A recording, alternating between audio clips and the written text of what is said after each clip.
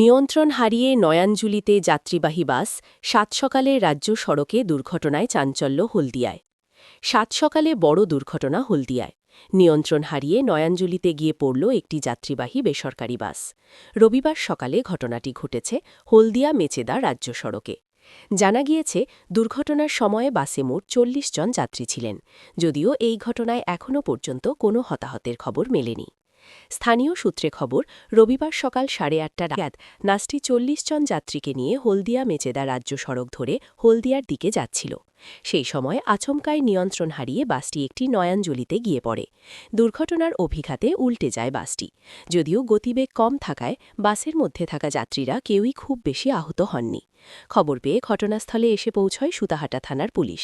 স্থানীয়দের সাহায্যে দ্রুত বাসের মধ্যে আটকে পড়া যাত্রীদের উদ্ধার করে পুলিশ। পাশাপাশি বাসটিকেও উদ্ধার করা হয়েছে। প্রত্যক্ষদর্শীরা জানিয়েছেন, বাসটি গতিবেগ কম থাকায় কোনো দুর্ঘটনা ঘটেনি। এই ঘটনায় কেউ গুরুতর আহত হননি। দুর্ঘটনার জেরে রাজ্য সড়কে যান চলাচল ব্যাহত হয়। তবে পুলিশ এসে পরিস্থিতি নিয়ন্ত্রণে আনলে যান চলাচল স্বাভাবিক হয়েছে। স্লোতে ছিল গাড়ি, ঠিক আছে। গাড়িটা কোন দিক থেকে আসছিল? গাড়িটা আসছিল পশ্চিম দিক থেকে। না, এটা বলুন, চৈতন্যপুর থেকে হলদিয়া রোডে আসছিল।